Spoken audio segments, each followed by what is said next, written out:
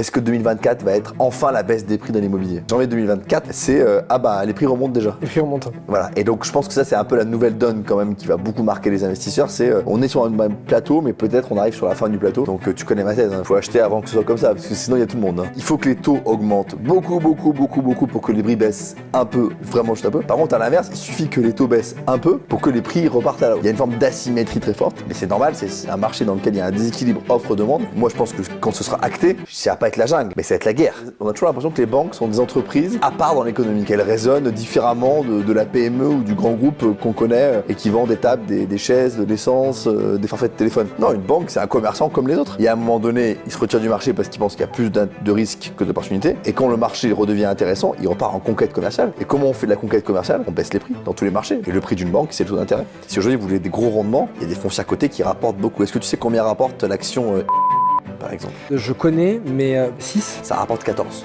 Mais non. Je vais acheter du sur le téléphone. C'est génial parce que là on a des opportunités pour ceux qui veulent acheter de l'immobilier en direct, ceux qui veulent acheter du commercial en direct, du résidentiel, on en a parlé tout à l'heure, ceux qui n'ont pas les fonds, pas l'envie, qui peuvent pas faire du crédit ou peu importe, ou qui veulent pas bouger du canapé, ils peuvent le faire au travers de SCPI, au travers de foncières. On a noté. Ça, moi je les ai notés en tout cas, personnellement. Très chers amis investisseurs, bienvenue dans cette actu d'avril 2024 avec de très bonnes nouvelles aujourd'hui. Le marché immobilier repart-il? Réponse avec Vincent aujourd'hui. Vincent, je te présente plus, c'est bon, ils te connaissent. Bientôt, tu passes plus que moi sur ma propre chaîne. Donc, ils te connaissent très bien. Alors Vincent, qu'est-ce que tu peux nous dire sur le marché immobilier aujourd'hui? Déjà salut, ravi de revenir sur ta chaîne et de rééchanger. D'ailleurs, merci, parce qu'à chaque fois, je reçois beaucoup de messages après les passages sur ta chaîne, de questions, de remarques. Et c'est très intéressant d'échanger avec ta communauté de gens qui sont... C'est le moins qu'on puisse dire passionné de l'immobilier. C'est clair. Et c'est vrai que les 2 premières fois où je suis venu, les 2 ou 3 premières fois où je suis venu, j'avais pas mal de mauvaises nouvelles à annoncer. Parce qu'on était au cœur de la crise immobilière, on était encore dans l'effroi de la hausse des taux d'intérêt. Je veux dire, je rappelle souvent, mais quand on quadruple les taux en un an, ça fait assez mal quand même à l'immobilier commercial comme à l'immobilier résidentiel. Je pense que le plus dur est passé et je suis ravi aujourd'hui de venir annoncer, si ce n'est des bonnes nouvelles, en tout cas l'idée que sur le marché immobilier résidentiel comme sur l'immobilier commercial, il y a des bonnes nouvelles, mais peut-être bonne nouvelle n'était pas le bon terme, parce que bonne nouvelle c'est un peu le côté je suis investisseur, j'attends les bonnes nouvelles. Non, pour un investisseur ce qu'il faut c'est un peu des bonnes nouvelles, un peu une macroéconomie qui s'arrange, mais surtout la capacité à identifier des opportunités. Parce que rester sur son canapé en disant le marché va mieux, bon, c'est super, ça fait plaisir, mais moi je pense que ce qu'on va voir aujourd'hui ensemble, c'est le marché va mieux et ça génère plein d'opportunités pour vous. Et ça, c'est à mon avis ce qui va être intéressant de voir.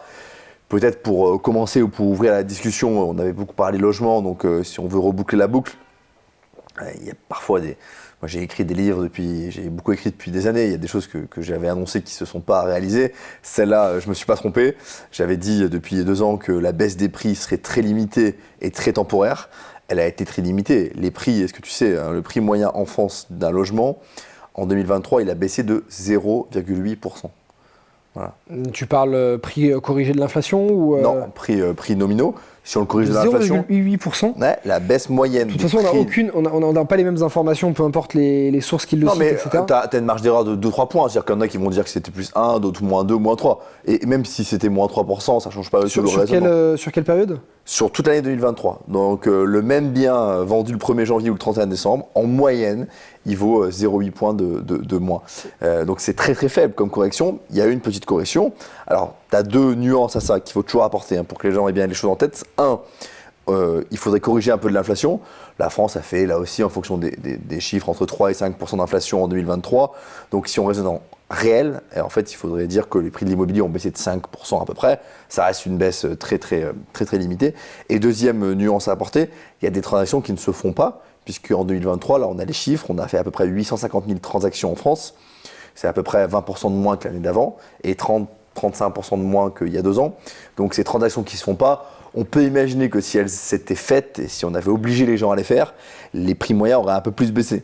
Mais comme personne n'est obligé de vendre, ou très peu de gens sont obligés de vendre, les prix résistent bien. Donc ça, c'était ma première intuition, c'était de dire, partout dans le monde, je vois que les prix de l'immobilier ils baissent très peu. Il n'y a pas de raison qu'en France, on soit le pays qui sorte de la norme. et qu'on ait une correction de 10-20%, c'est pas du tout ce qu'on a vu. La correction, elle est très limitée pour des raisons qu'on a déjà évoquées. Il y a quand même encore sur ce marché un peu plus de demandes que d'offres. Les gens sont pas obligés de vendre. Les gens consacrent une part plus importante de leur budget au logement, donc ils compensent l'effet de la hausse des taux. Donc ça, c'était le premier pronostic, c'est ça sera limité. Et le deuxième pronostic, c'est ce sera temporaire. Partout dans le monde, ce qu'on a vu, notamment aux États-Unis, en Angleterre, c'est une baisse qui dure entre 1 an et 1 an et demi, très faible et très vite avec un premier rebond. Et le premier rebond aux États-Unis, il est très fort. En Angleterre, il est un peu moins fort, mais il est bien là.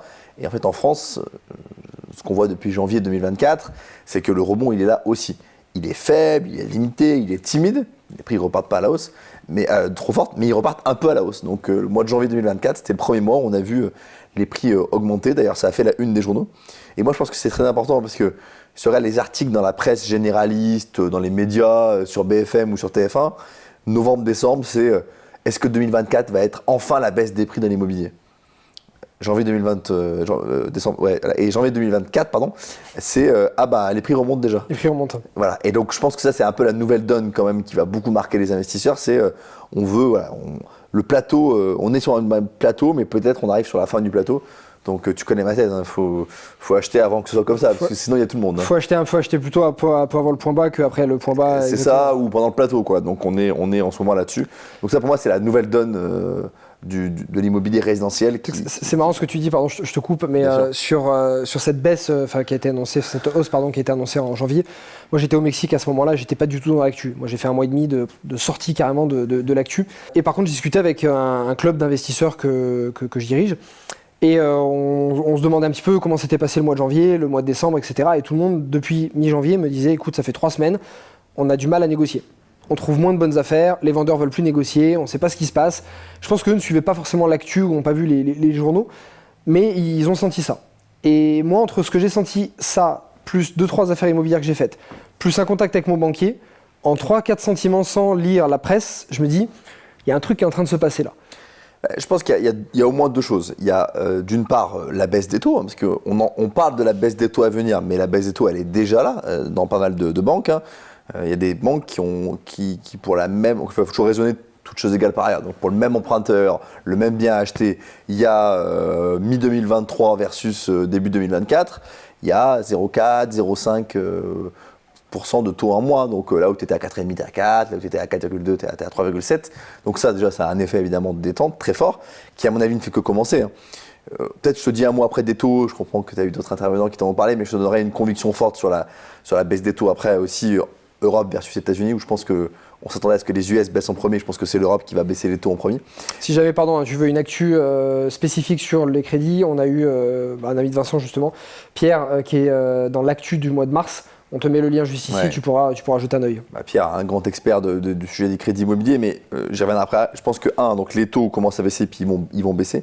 Et deuxièmement, il y a des banques, je prends l'exemple de la BNP par exemple, qui étaient sorties du marché du prêt aux particuliers, mais sorties, c'est-à-dire, c'est des gens qui, BNP, Société Générale, c'est des gens qui entre 2021 et 2022 ont réduit de 3/4 leur crédit immobilier particulier. Enfin, je veux dire, c'est des corrections énormes. Je suis client chez les deux, je l'ai senti. Tu l'as senti, voilà. Et j'ai vu la différence de la BNP à partir de janvier. Et bien sûr, et en fait, parce que c'est les banques, on a toujours l'impression que les banques sont des entreprises à part dans l'économie. Qu'elles raisonnent différemment de la PME ou du grand groupe qu'on connaît et qui vend des tables, des chaises, de l'essence, des forfaits de téléphone. Non, une banque, c'est un commerçant comme les autres. Et à un moment donné, il se retire du marché parce qu'il pense qu'il y a plus de risques que d'opportunités. Et quand le marché redevient intéressant, il repart en conquête commerciale. Et comment on fait de la conquête commerciale ? On baisse les prix dans tous les marchés. C'est vrai aussi. Et le prix d'une banque, c'est le taux d'intérêt. Donc ils sont en conquête très forte. Donc ils veulent revenir sur ce marché, ils baissent leurs taux et surtout ils demandent un apport beaucoup moins important qu'avant. Ça, je pense que c'est très important pour ta communauté. Les chiffres qui sont sortis à partir de février 2024, donc il y a à peu près 2 mois, ils sont éloquents là-dessus. Encore une fois, pour un bien donné, donc le même bien, on vous demande 20 à 30 000 euros d'apport en moins en 2024 qu'on vous demandait en 2023. J'ai eu moins 18% de baisse entre février 2024 et janvier 2023. 18% de baisse d'apport, c'est énorme. T'imagines, c'est considérable. Et comme les prix n'ont pas bougé entre-temps, grosso modo, c'est vraiment un vrai gain de pouvoir d'achat, ou en tout cas un investissement en moins à faire pour les investisseurs particuliers. Donc ça va réouvrir le marché très clairement pour les investisseurs particuliers, ce qui est bien. on en a besoin. Le marché locatif est en feu, le neuf est à l'arrêt. Moindre des choses, c'est qu'on fasse revenir, et l'urgence, c'est qu'on fasse revenir les investisseurs particuliers. Donc ils sont en train de revenir, c'est la bonne nouvelle. Et les banques jouent le jeu, mais les banques, c'est des commerçants comme les autres. Hein. Je veux dire, c'est comme nous dans nos business. Si à un moment donné, on n'a pas intérêt à vendre, on ne vend pas. Puis quand ça redevient intéressant, on y va et on y va franchement. C'est ce qu'elles sont en train de faire. Avec une petite pression du gouvernement en plus, je pense, qui était la bienvenue. Mais de toute façon, l'intérêt économique, il est là pour elles de revenir et de repartir en conquête de clients grâce au crédit immobilier. Là, les 2 dernières actus que j'ai faites pour le mois de mars, alors exceptionnellement, au mois de mars, j'ai fait 2 actus parce que l'activité était très dense et je revenais du Mexique, donc on rattrapait un peu. Actus spécifiques sur le crédit, beaucoup plus au mois de mars. Donc ceux qui ont suivi les actus régulièrement, ils sont au courant de tout ça. Maintenant, ce que je veux avec toi, je sais que tu es très bon à cet exercice et comme tu as assez souvent raison, on l'a vu déjà sur les dernières actus.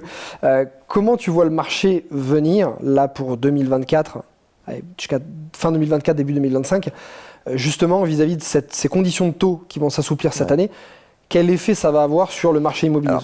Sur les taux, c'est toujours un peu la schizophrénie qu'il faut qu'on ait en tant qu'investisseur immobilier, c'est de se dire qu'il y a quelques mauvaises nouvelles macroéconomiques, inflation, chômage, croissance, qui sont des bonnes nouvelles pour nous les investisseurs, puisque plus la macroéconomie est dégradée, le chômage augmente, la croissance baisse, plus les banques centrales vont avoir intérêt et vont être incitées à baisser leurs taux rapidement. Puisque pour relancer l'économie, tu baisses tes taux d'intérêt, parce que la PME du coin, comme elle s'endette moins cher, elle va faire des investissements en plus. L'investisseur immobilier, comme il s'endette moins cher, il va faire tourner l'industrie du bâtiment. Baisser les taux, ça a un effet positif sur l'économie de tout temps. C'est la macroéconomie de base, j'ai envie de dire. Et d'ailleurs, si on prend la crise de 29, beaucoup de gens reparlent de la crise de 29 en ce moment, c'est parce qu'on n'a pas baissé les taux, qu'on les a augmentés, qu'on a aggravé la crise. C'était la grande erreur macroéconomique des banquiers centraux américains à cette époque-là. Et en fait, si on regarde aujourd'hui de manière froide la rentrée 2024 et qu'on compare la macroéconomie des États-Unis et de l'Europe, il y a une divergence, mais monumentale. Pour le dire clairement, les États-Unis sont en train de donner une leçon de croissance au monde entier. Avec des chiffres qui sont très bons, donc ils battent chaque trimestre leurs anticipations de croissance, le chômage il continue à baisser alors qu'on pensait qu'il était au minimum. C'est-à-dire, en fait, en gros, le chômage, tu ne peux pas le baisser à zéro. Tu as toujours 2-3 points de chômage qu'on appelle du frictionnel. C'est juste, je quitte mon job, il me faut un mois pour en trouver un autre, pendant un mois je suis chômeur. Genre dans les stats, ils sont en train d'aller au plus bas de leur chômage frictionnel. C'est énorme. Ils ont des boîtes qui sont en train de surperformer. Peut-être pour donner quelques chiffres aussi, Nvidia, qui est une boîte qui vend des puces pour l'intelligence artificielle, a annoncé des milliards d'EBITDA, et Tesla fait 15 milliards d'EBITDA cette année. Facebook fait 20 milliards de résultats au 4e trimestre. Enfin, c'est des chiffres qui sont hallucinants. Mais là, mis à part ces grosses boîtes, comment t'expliques la situation globale du marché américain? Pourquoi cette reprise aussi rapide? Alors, comment dire, tous les économistes du monde se posent la question, donc je ne prétends pas avoir la réponse, mais il y a une forme de confiance en l'avenir dans ce pays qui fait que si tu prends, et on parlera un peu d'immobilier commercial après, si tu prends Unibail par exemple, Unibail qui est un propriétaire de centres commerciaux à la fois en Europe et aux États-Unis, et un gros propriétaire, ils ont 40 milliards d'actifs, c'est un gros truc, tu vois. Ils peuvent en comparer et ils te disent, en fait, aux États-Unis, la consommation, elle est au plus haut. Les enseignes de vente dans les centres commerciaux, elles cartonnent. On peut augmenter les loyers chaque année, ça marche très bien. Là où en Europe, c'est déprimé, on n'arrive pas. Il y a une forme de foi dans l'avenir, de volonté, de désir de consommer, d'investir, qui est beaucoup plus forte chez eux que chez nous, pour des raisons, encore une fois, qu'on a du mal à expliquer. Mais du coup, la macro est très forte là-bas, très puissante. Et à l'inverse, en Europe, la macro, elle est beaucoup moins bonne que prévu. Tu vois, je ne sais pas si tu te rappelles, en février 2024, on a eu les 10 milliards d'économies annoncées par Bruno Le Maire un dimanche soir. Pourquoi il fait ça? L'État français, il fait son budget en novembre-décembre à peu près. Quand en février, tu dis « Attendez, on s'est trompé, il faut qu'on mette 10 milliards de dépenses en moins », c'est que vraiment, tu as dégradé tes hypothèses de croissance. En gros, on pensait faire 1,4 de croissance, on fait 1. Ces chiffres-là, pour les rendre compréhensibles pour les uns et les autres, la France, c'est 3 000 milliards après de PIB, ok? 1% de 3 000 milliards, c'est 30 milliards, ok? Donc quand on dit on va pas faire 1,4, on va faire 1, on parle de 5, 10, 15, 20 milliards qui bougent quand même, c'est considérable. Donc c'est ce qu'on a vu là. Pourquoi? Parce que la croissance n'est pas au rendez-vous, que le chômage, on a plutôt des mauvaises nouvelles, la situation en Allemagne, elle est très mauvaise aussi. Et donc, grosso merdo, comme les États-Unis vont très bien, les gens commencent à dire pourquoi on va baisser les taux alors que tout va bien. En Europe, comme tout va mal, d'un point de vue macroéconomique où tout va plus mal et les perspectives sont pas bonnes, les gens commencent à dire on va plutôt baisser les taux. Pardon pour cette hypothèse-là, mais c'est pour ça qu'il faut toujours être schizophrène et parfois dans les échos tu vas lire ou en une ou sur BFM tu vas entendre le chômage repart, la croissance plus basse que prévu. Ouais, c'est peut-être une bonne nouvelle pour les taux d'intérêt. Donc, est-ce que ce sont ces raisons, le fait que la situation de la macroéconomie soit un petit peu plus mauvaise que prévu, qui a amené l'OAT 10 ans à baisser aussi? Alors l'OAT 10 ans, lui, il est lié à plein de choses. D'abord, quand il y a de l'incertitude sur les marchés, l'OAT devient un produit que tout le monde veut, donc son taux baisse. Il faut bien avoir ça en tête, c'est important qu'on fasse ce point-là. Une obligation, c'est comme une action, sauf que quand la demande augmente, le rendement baisse. Pour une raison simple, quand la demande augmente d'obligataires, par exemple, tout le monde veut acheter du 10 ans français, le prix de l'obligation augmente, mais comme le coupon est fixe, coupon divisé par prix égale rendement, et donc le rendement baisse. C'est pour ça que, si demain il y avait une grosse crise, l'or va augmenter, parce que c'est une valeur refuge, mais aussi tout le monde voudra de la dette allemande, parce que la dette allemande, dans un monde incertain, ça reste quand même relativement safe. Donc c'est ça qui explique le lien entre l'incertitude macro et le fait que l'OAT, son taux est diminué, et puis il y a des anticipations par rapport aussi au taux directeur de la Fed. Donc ça, c'est ce qu'on voit en macro. Après, pour répondre à ta question précise sur qu'est-ce que ça veut dire pour le marché immobilier, on a discuté un peu hors antenne, donc je vais répéter ce qu'on se disait. Il faut que les taux augmentent beaucoup pour que les prix baissent un peu, vraiment juste un peu. Par contre, à l'inverse, il suffit que les taux baissent un peu pour que les prix repartent à la hausse. Il y a une forme d'asymétrie très forte, mais c'est normal, c'est un marché dans lequel il y a un déséquilibre offre-demande, c'est toujours le cas. Toujours l'exemple, il faut toujours imaginer, tu sais, le mec dans le désert, le mec dans le désert qui a soif, je veux dire, il est prêt à acheter une bouteille d'eau, tu peux augmenter les prix beaucoup, avant qu'il décide de ne pas acheter une bouteille d'eau. Toi, tu as une élasticité énorme au prix, c'est-à-dire on est élastique. Je tire, le mec continue à consommer. La même bouteille d'eau sur les Champs-Élysées avec 15 mecs qui en vendent autour, là, tu augmentes ton prix de la bouteille de 1 euro, tu le passes à 1,10 €, là, plus personne n'en achète. Tu as une élasticité qui est très faible. C'est ce qu'on se disait, c'est fou, j'ai été très pessimiste sur les prix de marché, pensant qu'ils allaient descendre un peu plus que ce qu'ils ont baissé. Finalement pas du tout, et j'ai été pessimiste aussi, ou trop optimiste on va dire, sur la fenêtre de tir à l'achat, pensant qu'on allait rester dans ces prix un peu plus longtemps, et je pensais pas que ça allait repartir aussi vite. En fait, comme tu l'as dit, on a eu besoin de 6 mois à 9 mois de baisse, de montée des taux immobiliers pour avoir une légère baisse de marché, et on a besoin d'une annonce de baisse de taux ridicule pour que les gens se remettent à racheter, pour qu'il y ait les négos qui se crispent. Tout à fait, c'est vraiment une logique d'élasticité, et donc ça repart très fort, ce qu'on a vu aux États-Unis aussi. Donc ça veut dire, après, on ne reconnaîtra pas les croissances de prix qu'on a eues en 2019, 20, 21. Je pense que ça, même 22, les prix avaient encore augmenté. Ça, pas du tout. Je pense que même dans les territoires où ça avait beaucoup augmenté, non, là, il faudra être vigilant, moi, je pense, si on réfléchit un peu en marché. Je pense que les prix moyens vont repartir à la hausse, une hausse légère, raisonnable dans les 2-3 prochaines années. Donc la fenêtre, c'est peut-être celle-là aussi quand même. Par contre, il y a des territoires où là, il y aura des corrections qui continueront à se faire. J'ai déjà cité les villes de Nantes et Bordeaux, qui me semblent être des villes notamment très à risque, dans des quartiers qui ont été mutés, qui sont transformés. Tu penses, je pense à Bordeaux que je connais un peu plus que Nantes, tu penses qu'une correction va continuer Non, mais en tout cas, il y a quelques quartiers de Bordeaux où les prix avaient atteint quasiment des standards parisiens. Honnêtement, il n'y a pas de réalité économique et de fondamentaux économiques derrière. Moi, j'entends quand même que beaucoup de gens parisiens qui étaient partis à Bordeaux sont en train de revenir. Je pense qu'on l'a surestimé, on a un peu survendu l'attractivité de ces territoires, je pense, donc il faut être vigilant. Voilà, faut être vigilant sur ces territoires-là. Mais ça ne veut pas dire qu'il y aura une correction très forte, mais je pense qu'ils repartiront peut-être avec un peu d'effet retard, par exemple. Ok. Aujourd'hui, tu as quasiment tous les spécialistes, les agences immobilières, etc. s'accordent tous à dire qu'une baisse de 3 à 5% serait attendue pour cette année. Tu penses que c'est un peu trop... Ouais, mais en fait, c'est toujours du wishful thinking, tu vois. C'est le président, par exemple, de la FNAIM, qui est la grosse fédération des agents immobiliers, il avait annoncé 10% de baisse en 2023. Il n'y a eu même pas 1%. Il réannonce 10% de baisse en 2024. Je ne sais pas quelle est la part de la conviction et quelle est la part du souhait. C'est sûr que si les prix baissaient, il y aurait plus de transactions qui se feraient, et donc je vois son intérêt. Et donc je comprends pourquoi il le dit. Moi, j'y crois pas. Je pense que la baisse, elle est finie. Je pense que la baisse, elle est derrière nous. Je pense que maintenant, on va être sur un plateau. Alors, modulo des quartiers qui font ça. Ouais. Mais voilà. Donc non, je pense. Par contre, là où je pense qu'il y a quelque chose d'intéressant pour les gens qui nous regardent, c'est que quand même la baisse est finie, on est sur un plateau. Et l'idée qu'on puisse faire des coups, comme en 2018, 19, 20, où tu achètes 2 ans plus tard, tu revends avec une plus-value, tu fais 20% de marge et tout, ça va être plus compliqué. Je pense que le métier de marchand de biens, ou d'investisseurs court terme, il va beaucoup changer.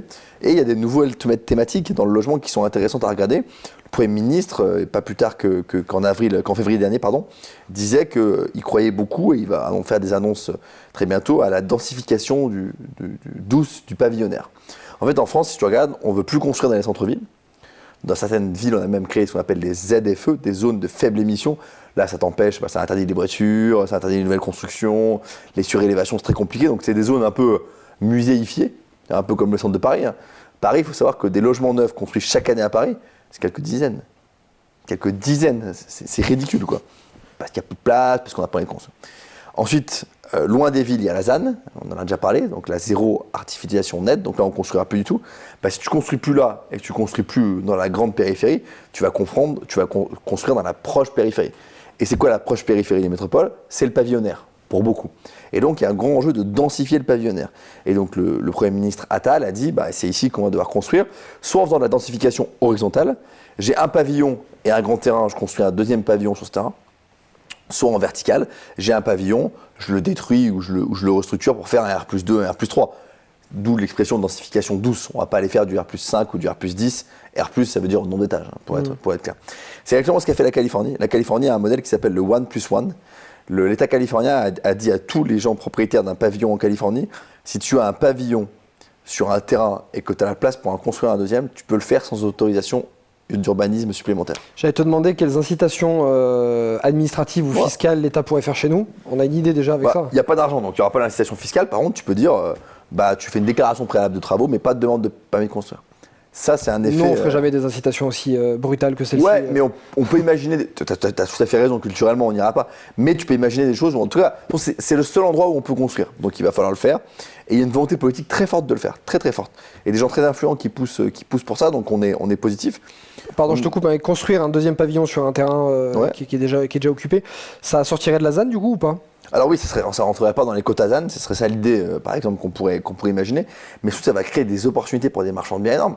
Là, j'ai vu les premières stats sur l'Île-de-France, il y aurait après 200 000 logements à construire juste avec ce dispositif-là sur les pavillons existants. Tu vois, c'est énorme, quoi. C'est un réservoir qui est très très fort. En France, on construit 200 000 logements par an. Donc si on peut déjà en faire une année de construction juste en Île-de-France sur la densification douce du pavillonnaire, c'est des opportunités. Et donc pour les investisseurs immobiliers, et notamment les particuliers, ça consiste à aller voir les propriétaires qui ont potentiellement la place à côté. Soit vous faites une deuxième parcelle, vous leur achetez la deuxième parcelle pour développer vous-même. Soit s'ils sont vendeurs, vous l'achetez avec l'idée d'aller construire une deuxième maison à côté. Moi, je pense que quand ce sera acté, ça va pas être la jungle, mais ça va être la guerre. Je pense que ça va être déjà, incroyable. on a parlé de l'opportunité de la maison individuelle dans une dernière interview qu'on a faite. Bien sûr. On n'avait pas cette optique de doubler dessus, mais on savait déjà que la maison individuelle était un investissement de long terme. Mais là, si en plus tu as la capacité de doubler, franchement, ça va être des opportunités et des business qui vont être incroyables. Et qui est-ce qui va en profiter? Ça fera le lien avec ce qu'on va dire sur l'immobilier commercial après. C'est le particulier agile. Le fonds, l'institutionnel, l'assureur, il a les moyens de le faire. Mais est-ce qu'il a envie d'aller acheter les maisons une par une pour aller développer une petite maison à côté? Ça leur fait peur. À mon avis, à tort, parce que c'est pas si compliqué que ça. Mais c'est un vrai marché qui va être ouvert pour les particuliers. Moi, j'y crois beaucoup. En tout cas, il faut être en veille là-dessus. Et je reviendrai, on en reparlera, on communiquera auprès de ta communauté quand on aura les idées plus claires sur quelles sont les incitations, comment le faire. Mais il faut commencer à s'y préparer. Aujourd'hui, tu n'as aucune idée d'incitation qu'ils pourraient mettre en place pour ça? Il y a plusieurs. Ou toi, étant beaucoup en contact avec certains politiques. Ouais, mais tu vois, cette idée, je pense qu'il y a en toute modestie, je pense qu'il y a deux personnes qui l'ont poussée au Premier ministre, j'en fais partie. Donc mon associé et moi, et puis il y a une personne très influente du secteur qui pousse beaucoup là-dessus. On a écrit, d'ailleurs, j'en parlais il y a quelques semaines avec un ami, et j'ai retrouvé un article de début 2022.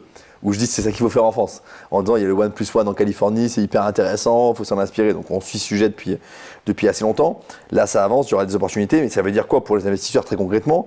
Il faut être en veille. Est-ce que ça va être les idées, est-ce qu'il y a une incitation fiscale? Est-ce qu'il y a une simplification administrative? Est-ce que potentiellement, on crée des zones d'aménagement dans les zones pavillonnaires? C'est-à-dire que l'État dit, dans cette zone pavillonnaire-là, maintenant c'est moi qui décide des permis de construire. Et sous-entendu, je libère largement et je bypass le maire. C'est pas impossible qu'on ait ça non plus. Donc, faut être en veille. 2, il faut commencer à développer, notamment pour ceux qui connaissent ces zones pavillonnaires, un réseau d'apporteurs d'affaires agents immobiliers. t'en parles souvent, mais là il faut d'autant plus le faire, commencer à leur parler de ce sujet-là, comme ça le jour où c'est ouvert, votre réseau vous l'avez déjà, puis vous les avez déjà sensibilisés à ce sujet. Donc vous êtes hyper crédible pour dire à votre agent, dès que tu as une vente de quelque chose sur lequel il y a un potentiel de constructivité à côté, je veux être informé en premier, je suis prêt à acheter avant même que tu mettes sur les portails. Voilà, je pense qu'il y a un vrai sujet d'être prêt à le faire, et puis commencer aussi à sensibiliser votre banquier. Moi je crois beaucoup à l'idée, tu vois, que tu te lèves un matin, c'est toujours pareil, il y a un jour où dans la presse, où il va y avoir une annonce où, allez, imaginons ce scénario-là, il n'y a plus besoin de permis de construire pour faire un pavillon en plus. Mais il y a des dizaines d'investisseurs qui vont arriver. Ils vont aller appeler leur banquier pour dire « Ah bah je veux faire ça maintenant que c'est à la télé ». Ils vont appeler leur agent immobilier en disant « Je veux faire ça maintenant que c'est à la télé ». Vous, si vous avez un petit peu préparé le terrain, vous avez un avantage énorme. Vous êtes plus crédible, vous êtes plus professionnel. Donc je pense que c'est ça l'enjeu là, de 2024, le premier semestre, c'est se préparer à cette opportunité qui va être énorme. On a plus de 3 millions de logements vacants en France. Il y a des mesures, tu penses, qui vont être prises cette année ou l'année prochaine pour ça ? Déjà, c'est quoi les logements vacants en France, hein ? T'as un gros bloc de logements vacants, c'est juste des logements où il n'y a plus personne qui va habiter. Hein. Tu traverses l'Ardèche, hein. Je ne sais pas si tu connais trop cette région, mais les Lyonnais connaissent. Les Lyonnais ou les Stéphanois, quand ils veulent descendre dans le sud, ils peuvent passer par l'Ardèche, par Aubenas, etc. Il suffit de passer une fois là-bas et tu n'as plus la même vision des logements vacants. Il n'y a plus personne qui va habiter là. C'est des zones qui sont en train de se dépeupler. Donc une grosse part de la vacance, c'est des zones dépeuplées. Une deuxième part de la vacance, c'est de la vacance dite frictionnelle. Pareil, quoi, je vends mon logement, entre le moment où je libère et au moment où je le revends, il y a parfois quelques mois, c'est de la vacance. Il y a parfois des travaux. Donc c'est de la vacance qui c'est aussi, on ne peut pas faire grand-chose. Tu sais combien ça représente les logements vacants en passoire énergétique ? En pourcentage on ne peut pas le savoir, à ma connaissance, puisqu'on a une base de... En fait, Bercy connaît tous les propriétaires français. Okay, et là, il sait qui sont les propriétaires occupants, qui sont les propriétaires locatifs. L'ADEME sait où sont les passoires énergétiques. Mais ces deux bases-là ne communiquent pas. C'est pour ça que, par exemple, je ne peux pas te dire combien il y a de passoires énergétiques qui sont sur le marché locatif. Okay. Je peux te dire combien il y a de passoires énergétiques en tout, mais comme on n'a pas fait le lien entre les propriétaires occupants et les propriétaires bailleurs... J'ai vu des stats hier qui disaient que sur le marché global de la passoire énergétique, on a 17% je crois des maisons, ou 17% des appartements en passoire énergétique à peu près, 20% des maisons, et on a 18% de toutes les passoires énergétiques qui sont des locatifs, 30% des logements vacants, et 25% des résidences secondaires. Ça, c'est des calculs de sondage. Ouais, c'est pas des calculs, mais c'est déjà très bien. Ça permet d'avoir une. Tu vois, je connaissais pas ces chiffres-là, mais on n'a pas de. Encore une fois, on n'arrive pas à faire connecter la base ADEME et la base Bercy, donc pour l'instant, c'est compliqué. Ouais, d'accord, ok. Donc tu auras des choses à faire sur ce thème-là, c'est très clair. Et donc pour répondre sur la question du logement vacant, il reste une troisième grande catégorie qui sont des logements vraiment vacants, alors qu'il y aurait de la demande, notamment à Paris, hein, où tu as 100 000 logements vacants, tu vois. Tu as beaucoup de pied-à-terre. Est-ce que les gens ont le droit d'avoir un pied-à-terre à Paris, tu vois, là, tu touches à la fois des considérations quasiment philosophiques, quoi, tu vois, de droit à la propriété, quoi. Moi, je suis New-Yorkais, j'ai quand même le droit d'avoir un logement à Paris et de venir 3 semaines par an. On peut lui dire qu'il n'a pas le droit, hein. C'est ce que font les Canadiens en ce moment. Ils interdisent les étrangers d'acheter des logements. Peut-être qu'on ira vers ça, mais à partir du moment où il l'a fait, il l'a acheté, il a quand même encore le droit de l'utiliser comme il veut. Donc ce qu'il faut, c'est mettre les bonnes incitations. Donc il y a des taxes sur les logements vacants qui existent déjà. Les maires ont la capacité de les mettre à un niveau très élevé. Je pense que c'est une bonne idée parce qu'il faut quand même que la vacance, elle a un coût pour celui qui l'a fait supporter à une ville. Tu vois, si demain j'achète une maison à New York, un appartement à New York, et que j'y vais très rarement et que New York me dit, écoute, on a des gros besoins de logement, donc on te surtaxe un peu, ça me choque pas. Donc il y aura l'arme fiscale sûrement, l'arme de la réquisition, j'y crois pas du tout. Bon, comme d'hab avec toi, on va faire des points sur l'immobilier résidentiel et sur l'immobilier commercial. L'immobilier commercial, première fois que je t'ai eu sur la chaîne, c'était en septembre. Grosses opportunités à faire, changement de destination du local commercial en habitation ou du bureau d'affaires. On avait des bureaux, des tours entières qui étaient vides. Tu as pris l'exemple de New York, on s'en souvient tous. Ouais. Comment est le marché maintenant ? Comment est le marché ? Est-ce qu'il y a toujours des opportunités ? Est-ce que justement avec cette baisse des taux, on va avoir un marché commercial et d'affaires qui va repartir très vite ? Donc ce que j'avais expliqué, c'est que la hausse des taux avait fait très mal aux valeurs dans l'immobilier commercial et dans l'immobilier tertiaire. D'ailleurs, petite parenthèse sur ce sujet-là pour les investisseurs qui diversifient un peu leur portefeuille dans ta communauté, des gens qui font à la fois du direct, mais qui aussi achètent des SCPI et qui aussi parfois font des foncières cotées, parce que c'est qu'il n'y a rien de plus facile que d'acheter des foncières cotées. Si aujourd'hui vous voulez des gros rendements, il y a des foncières cotées qui rapportent beaucoup. Est-ce que tu sais combien rapporte l'action ICAD, par exemple ? ICAD, je connais, mais 6 ? Alors ça a rapporté 6 historiquement, ça rapporte 14. Mais non. Pour une raison simple. C'est un peu... Je vais acheter du ICAD sur le téléphone. ICAD, alors ICAD pour ceux qui ne connaissent pas, ICAD c'est un propriétaire de bureau ils avaient de la santé, mais ils l'ont vendu à Primonial. Donc maintenant, c'est qu'un propriétaire de bureau. Ils ont beaucoup d'immeubles de bureaux en banlieue parisienne, c'est ça leur marché. C'est une filiale de la Caisse des dépôts, donc c'est quand même assez sérieux. Et ben en fait, cette boîte-là, si tu regardes, j'ai plus les chiffres exacts, mais on va prendre des grosses masses quoi, dans les gros masses. En gros, on va dire que le portefeuille, il valait 200 à peu près. Il valait 200 et puis ça rapportait après 14 même on va dire 12 de loyer par an. Et donc 12 divisé par 200, ça fait 6% de rendement. Et en fait, ça c'était il y a 2-3 ans. Aujourd'hui, ça rapporte à peu près toujours 12 de loyer, allez disons 11 parce qu'ils ont eu un peu de vacances en plus. Sauf que le titre, il est passé de 200 à 80. Il a été divisé par plus que 2. Et donc, un truc qui rapporte... T'es au courant que là, tu vas envoyer quand même pas mal de volume vers ICAD. Écoute. Il ne touche pas de commission d'ICAD, je tiens à le préciser. Et ce n'est pas du conseil en investissement. Ça n'est pas du conseil en investissement. Ouais. Non, en plus, je te fais une dimension très mathématique. En fait, ça rapporte toujours à peu près la même chose dans le loyer, sauf que le prix de l'action est passé de 200 à 80. Je prends des ordres de grandeur, je ne connais pas la valeur exacte de l'ICAD. Et donc, un truc qui rapporte 11 et qui vous coûte 80, ça s'appelle 14% de rendement. Okay, donc, en fait, vous avez des actifs qui sont relativement safe, qui vous rapportent beaucoup. Alors, par contre, il faut se faire une conviction que le cours, il ne va pas continuer à baisser. Parce que si vous avez un super rendement, mais que le cours il baisse, voilà. Donc il faut vous convaincre que le cours il est à son plus bas, on va dire, et ça vous fait un super rendement. Mais si vous achetez du Unibail par exemple, Prodamco, qui a eu plein de difficultés, le cours était, là pour le coup je connais bien les chiffres, à 180 € à une époque, il est descendu à 30 €, donc c'est quand même très très violent, divisé par 6. Là il doit être à 60, 70, ça dépend à quel jour précis tu vas publier ta vidéo.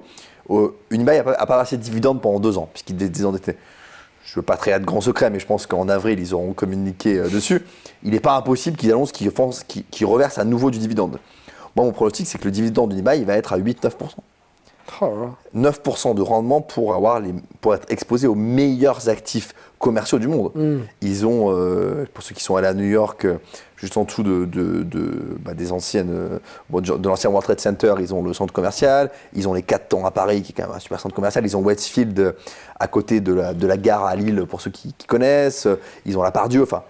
Quelles sont les stratégies commerciales de ces foncières pour faire évoluer encore leurs titres ou prendre en valeur? Ou est-ce qu'ils n'en ont pas spécifiquement, mais simplement par la baisse des taux, mécaniquement, le titre va monter? Tu as un effet baisse des taux, évidemment, puisque eux vont s'endetter. Tu vois, Unibail, c'est un machin qui a 25 milliards de dettes quand même. Donc quand les taux font plus 1% ou moins 1%, ça impacte pas mal leur PNL quoi, et leur compte de résultat. Donc l'effet des taux, et 2, après, ils ont 3 idées. 1, la baisse des taux. 2, la restructuration d'actifs. Donc il y a plein d'actifs sur lesquels ils vont pouvoir construire des logements à côté, ils vont pouvoir construire du bureau au-dessus, ils vont pouvoir un peu diversifier, ça ils le font beaucoup, ils le font bien. Et 3, leur activité traditionnelle de propriétaires de centres commerciaux, c'est trouver les bonnes enseignes, augmenter les loyers, augmenter l'attractivité de leurs centres commerciaux. Mais l'activité centre commercial en France, elle est assez bonne. Ils ont retrouvé les chiffres de vente à peu près de 2019. Donc c'est plutôt positif. Donc sur l'immobilier commercial, il y a déjà des titres cotés sur lesquels vous pouvez avoir des super rendements et qui sont intéressants. J'aurais pu citer Covivio qui aussi verse maintenant un bon rendement. Enfin, je pense que dans un portefeuille, c'est très intéressant d'avoir des foncières cotées. Moi, j'irais sur Unibail. Ça, je pense que c'est un très bon titre et c'est les gens qui sont sérieux. Le niveau de jeu des gens qui dirigent cette boîte sont bien. Et puis après, j'ai cité ICA, de Covivio, même du Gecina, qui maintenant est quasiment à 6-7% de rendement pour des actifs situés à Paris qui sont les meilleurs du marché, sur lesquels il n'y a pas de risque de vacances. Génial. Donc ça, c'est déjà un premier sujet. Ensuite, sur l'immobilier commercial, on avait parlé des opportunités de, j'allais dire, de transformation. Tu achètes un petit bureau, tu le transformes. Tu achètes un petit immeuble de commerce, tu peux le transformer. Ça reste très vrai. Et je pense que l'équation, elle est positive. Je veux te parler maintenant d'une nouvelle façon aussi d'investir dans l'immobilier commercial. Et ça fera plaisir à notre ami commun Mathieu, qui, je sais, accompagne aussi ta communauté sur ces sujets-là. Acheter un petit immeuble de bureau, acheter un petit commerce. Je pense que la parenthèse, elle est historiquement positive et elle va l'être encore plus quand les taux auront baissé. Je vais t'expliquer pourquoi. D'abord, il y a une résilience de cette classe d'actifs, notamment du petit commerce qui est incroyable. La petite boulangerie, le petit Spar ou Vival, ça dépend où vous êtes géographiquement, il n'y a pas les mêmes marques partout. Les gens ont continué à payer leur loyer pendant la crise. À la fois la crise de la Covid, à la fois l'augmentation des taux, parce que c'est souvent des entrepreneurs en face, c'est gérants pas de famille, c'est sérieux. Donc il y a tout du commerce de proximité qui a montré sa résilience. Et surtout, les institutionnels de ce secteur, notamment les SCPI, collectent de moins en moins, donc vont pouvoir acheter de moins en moins ces actifs-là. Les commerces de petits immeubles, c'était une grosse classe d'actifs qui appartenait aux SCPI. Moi, ce que je vois, c'est que les SCPI sont en train de se retirer. Pas parce qu'elles n'aiment pas la classe active, elles font le même constat que moi. C'est résilient, ça paye du loyer, on peut même les augmenter un petit peu. Enfin, les fondamentaux, ils les voient comme moi, ils sont pas plus bêtes et moins intelligents. Je crois que c'est Thierry Herman, en interviewant Thierry Herman dernièrement, je crois que c'est lui qui m'a dit qu'il faisait pas beaucoup de résidentiel et qui m'a dit qu'ils avaient une stratégie, je crois, de commerce de proximité comme ça. Ah, Thierry, c'est un des plus fins de cette industrie, donc il ça me ne m'étonne pas qu'il aille semble que là-dessus. c'est avec lui que j'en ai parlé. C'est toujours ce qui est intéressant aussi dans l'immobilier, c'est que tu as les fondamentaux qui sont bons, donc ça c'est toujours bien, mais quand tu as les fondamentaux qui sont bons et les instituts qui se retirent faute de moyens, bah là tu as une opportunité pour les privés, pour les investisseurs particuliers qui est énorme. Et qui va sur toute, sur toute la chaîne, on va dire, et toutes les tailles d'immobilier commercial. C'est vrai pour le petit commerce du coin, c'est vrai pour le commerce un peu plus grand, et c'est vrai aussi, on en parlait avant, si Bernard Arnault et François Pinault sont en train de racheter les Champs-Élysées et la 5e avenue à New York, c'est exactement pour la raison que je viens d'évoquer. Il rachète du commercial ou du résidentiel ? En fait, c'est des blocs que tu achètes du corner, donc c'est le commerce en bas, un peu de bureaux, parfois un peu de logement. Mais ces actifs-là, historiquement, ils appartenaient à des compagnies d'assurance, à des banques, à des gros fonds d'investissement. Ces fonds-là, ils ont beaucoup plus de mal à collecter pour acheter de l'immobilier commercial. Ils collectent un peu pour acheter d'autres choses. Donc, ils sont en train de se retirer du marché, mais c'est des super opportunités. Aujourd'hui, si tu parles à des gens comme Unibail, et c'est des transactions qui sont publiques, donc je peux en parler très librement, Unibail, ils ont un grand plan de désinvestissement des États-Unis, parce qu'ils sont très exposés aux États-Unis, et comme ils avaient beaucoup de dettes, ils se sont dit on va vendre les États-Unis. Peut-être qu'ils vont changer d'avis vu ce que je disais sur la macroéconomie, parce que pour eux, ça les avantage beaucoup. Cela dit, ils ont vendu quelques centres commerciaux. Ils me disent, les gens d'Unibail, il y a des centres commerciaux qui sont franchement, alors oui, ils n'ont pas été construits à 5 ans, ils sont un peu vieillissants, ils sont pas, les chiffres de visiteurs, ils n'augmentent pas de 10% par an, ils sont flats, ils baissent de 1 à 2%, bref. Donc c'est des actifs qui sont matures, qui sont plus en croissance, mais qui sont bien situés, avec de locataires sérieux. Ils me disent, on les vend à des privés qui les achètent à 12-14% de rendement. Mais ils nous disent, ça nous fait mal au cœur de vendre ça. Qui peut acheter aujourd'hui un centre commercial dans cette configuration que des gros privés? Donc le propriétaire de Zara, par exemple, qui est une des grandes fortunes espagnoles, il est en train de racheter des centres commerciaux aux États-Unis massivement. Avec le même raisonnement que je te fais pour le petit commerce. Je suis tout seul sur le marché. Plus personne n'en veut. Une SCPI qui dit je vais collecter pour acheter des centres commerciaux. Non merci, c'est bon, je ne veux pas faire. Ou je vais collecter pour acheter des bureaux. Non merci, c'est bon, on ne veut pas le faire. Ce qui est toujours, tu sais, on en a parlé la dernière fois, un bon investisseur de SCPI, il n'aurait pas acheté de part de SCPI en 2020, 21, 22, il en achèterait maintenant. Parce qu'en 2020, 21, 22, les SCPI étaient gavées d'argent, elles ont acheté des trucs trop chers. Par contre, maintenant, le prix des parts des SCPI ont baissé, le prix des actifs ont baissé. Moi, je ne suis pas investisseur SCPI, mais si je devais rentrer dans les SCPI, c'est maintenant. Alors, la bonne, celle qui est plutôt smart, avec les bonnes équipes, bien sûr, pas n'importe quoi. Et puis, une qui a bien corrigé son prix de part, parce qu'il faut que tu rentres plus bas. T'en as quelques-unes en tête? Primonial, Amundi, Perial, ils ont commencé à bien casser à baisser leur prix de part, donc c'est plutôt meilleur pour rentrer. Des gens comme Iroko sont des gens très sérieux que moi j'aime bien aussi dans le monde de la SCPI pour avoir quelques exemples. Mais du coup, toujours pareil, les gens disent j'arrête d'investir en SCPI maintenant parce que le prix d'immobilier baisse. Ben non, voilà ce qui va faire toi, c'est. On a la même logique, on l'a vu dans les cryptos, on le voit dans la finance, on le voit n'importe où. Comme dans le monde institutionnel, des SCPI, les gens n'investissent plus, donc les SCPI n'ont plus d'argent, elles n'achètent plus. Et là, tu as le milliardaire du coin qui dit qu'est-ce que je m'emmerde à aller faire du private equity, de la dette, des produits compliqués. Je peux acheter un centre commercial dont le loyer n'a pas bougé depuis 20 ans, donc c'est hyper safe, bien situé, j'aurai au pire le foncier, qui me rapporte 12-14%. Donc aujourd'hui, ils sont en train. Et en fait, si tu regardes Xavier Niel dans Unibail, il a mis 1 milliard. Là, ça va lui rapporter 8-9% cette année. Je pense que le dividende, il va rester autour de 9-10. Il ne peut rien lui arriver. Il a les meilleurs actifs commerciaux du monde. C'est un deal patrimonial pour lui qui fait beaucoup de sens.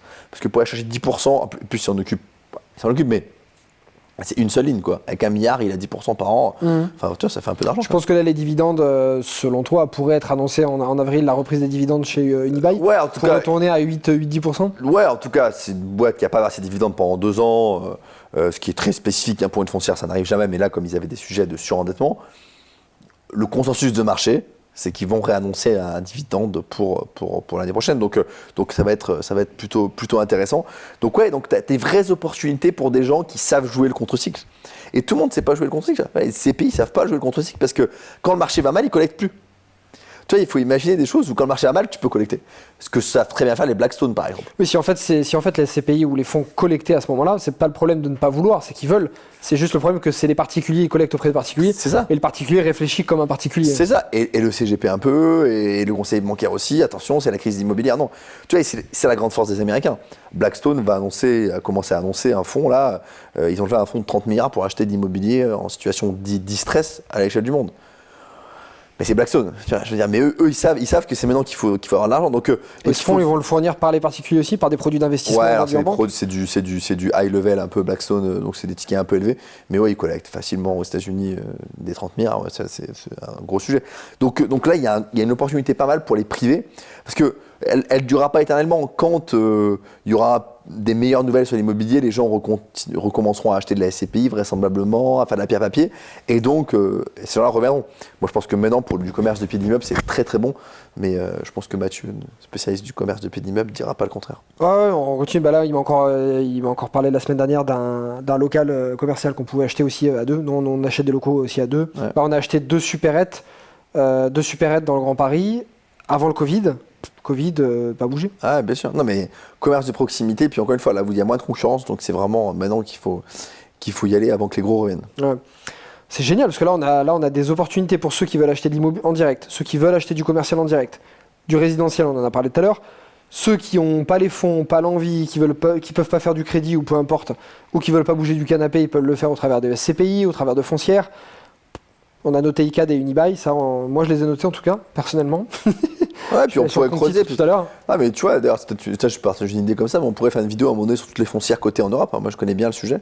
Il y a des vrais. À toi de nous dire en commentaire si ça te branche. Ouais. Si à 1000 commentaires, on dit oui, ok. Alors, 1000 commentaires, ils te donnent toutes les foncières dans lesquelles investir. C'est clair, le mot foncière pour tout le monde, la notion de foncière, c'est juste. Parce qu'on a l'impression que c'est un truc de fou, foncière, c'est hyper simple. Ouais, on en parle quand même assez souvent. Ouais, c'est un véhicule qui achète des actifs, et ce véhicule, au lieu qu'il soit détenu par des actionnaires privés, il est sur le marché, c'est-à-dire en bourse. Voilà, et donc tu peux en acheter, en vendre, et c'est comme une action totale, sauf que au lieu que ce soit Total, c'est un fonds qui détient de l'immobilier. Voilà. Et t'en as plein en Europe qui ont des thématiques différentes, et elles ont beaucoup corrigé là depuis 3-4 ans, donc ça va être le moment d'y revenir. Ok, excellent. Excellent, bah écoute Vincent, je te remercie, je pense qu'on a fait un bon tour là. Yes. Ah, on a fait un très très bon tour. Dites-nous d'ailleurs en commentaire s'il y a d'autres sujets que vous voulez qu'on évoque, on en parlera avec plaisir, mais je pense qu'il y a quelques idées. Dites-nous, il y en a beaucoup, là on est sur un marché de crédit là, qui commence à être sympa, d'où le fait qu'on a une actualité qui est un peu plus dense aussi. Vincent va revenir début mai, parce que j'ai tourné une vidéo avec lui il y a quelques temps qu'on n'a pas eu le temps de poster parce que j'ai eu plein d'autres actualités qui étaient importantes, les dernières que tu as vues. Mais on a parlé de l'Arabie Saoudite. Il est allé en Arabie Saoudite, c'était un salon IMO. Ouais, j'ai fait un gros salon IMO qui s'appelle le Cityscape à Riyad. Et donc on a fait une vidéo sur l'investissement en Arabie Saoudite, puisque moi-même à titre personnel ça m'intéressait. Il est revenu avec des étoiles plein les yeux, je m'en rappelle. On a fait une superbe vidéo et on va la poster début mai, parce qu'on est début avril, on la postera début mai. Bah, tu sais, c'est tout, et peut-être on finira là-dessus. Moi, je pense que le marché résidentiel français va repartir. C'est un peu le titre, je crois, d'ailleurs, de la vidéo qu'on fait ici. Mais on sait qu'on n'aura pas des taux de croissance de prix comme on a vécu. On n'aura pas du plus 5% par an éternellement. Je pense que ce sera plus saccadé. Mais il y a des pays qui vont vivre ça. Tu vois, en Inde, ça va être un boom immobilier énorme. En Indonésie, ça va être énorme. Au Moyen-Orient, c'est énorme. À un moment donné aussi, un des sujets pour ta communauté, c'est peut-être comment toi, tu les aides aussi, tu vois, à investir là-bas. Parce que franchement, l'herbe n'est pas toujours plus verte ailleurs, mais en matière d'immobilier, il y a quand même des pays qui boostent et qui poussent très très fort. Donc je pense que ce sera intéressant. Je sais que ma communauté elle est très OP sur l'investissement à l'étranger, parce que ça fait 5 ans que j'investis à Bali, 3 ans que j'investis au Mexique. Donc je les ai ouverts aussi un peu, j'ai investi un peu au Sénégal, donc je les ai ouverts un peu à ça à l'extérieur, et je sais qu'il y en a beaucoup qui sont OP. Tu as toujours le frein du crédit, mais je sais qu'ils sont très ouverts là-dessus. Bon. Sujet pour la prochaine fois, en tout cas, voilà, début mai, rate pas la vidéo sur l'investissement en Arabie Saoudite, ça va beaucoup te plaire. Chers amis investisseurs, je te souhaite une très bonne journée. Vincent, merci encore à toi d'être passé. Avec plaisir. Et puis à très bientôt pour la prochaine actu. Ciao.